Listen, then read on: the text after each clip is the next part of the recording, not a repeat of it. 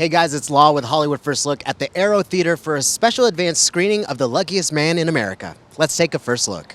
There's obviously the broadcast that you can refer to for like who he was on camera, but going deeper into kind of his background and his history, what kind of research did you do or was available to you for that? Yeah, there wasn't a whole lot of footage outside of the show itself, but I mean, I do think that the show does really represent who he was in a lot of ways. You know, he was socially awkward yet confident. You know, he was had something endearing and likable about him, but was also, you know, seemed like he was up to something, like he could be mischievous or devious. And I think, you know, that day in 1984 when he won that amount of money, that was actually one of the more honest days of work he did have. If you look up all the other schemes and grifts he tried to pull.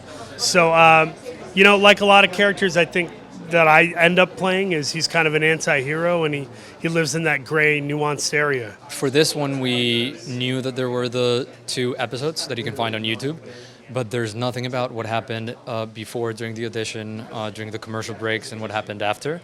And that's where we came into play, but most importantly, what was going on in the control room, which is how we dramatized the story.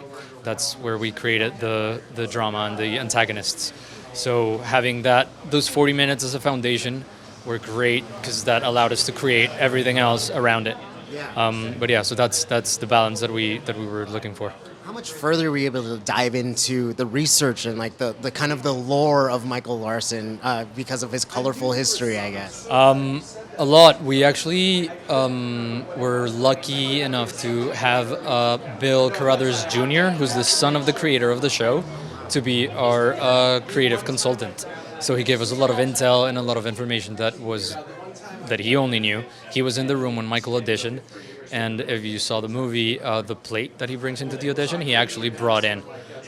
So that was great. I was so impressed by the production design. I was impressed by the wig as well. Yeah. Tell me about like how did that inform kind of getting into the character itself? Yeah, I think we had about an hour and a half usually in the makeup chair in the morning, hour 40 minutes, and for me, that's a lot. I've never done one of those X-Men things where you transform or whatever. So I had it in the morning and then about 40 minutes to take it all off at night. And it felt like you were putting the character on and off. It was a lot. And you feel kind of awkward while wearing that and while wearing shorts with a jacket, you know. I ended up looking like Will Arnett in Arrested Development. It was a very good outfit, very good aesthetic. And I think that the character will be somebody, you know, maybe someone who's a fan of the film will dress up for him as Halloween or something. In-depth conversations with the production designer. So Lulu had a lot of archival access because of Bill Carruthers Jr. too, and he was supervising the process throughout script and also some of those decisions on set.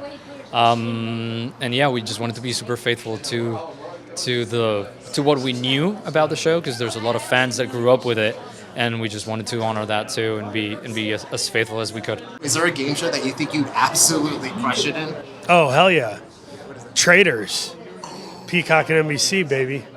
Call me. What are you doing? What are you doing waiting on this? I'm giving it to you. Right now, I'm giving you me for Traitors. Next season, let's do it. Amazing. Alan Cumming. I'm coming for you. Survivor. I think that would be the one for me. This is Paul Walter Hauser with Hollywood First Look. We are celebrating the movie Luckiest Man in America from IFC and the brilliant mind of Samir Oliveros, starring me. Can you believe it? Someone let me be the lead of an entire film. It may never happen again, so come see it in theaters, April 4th.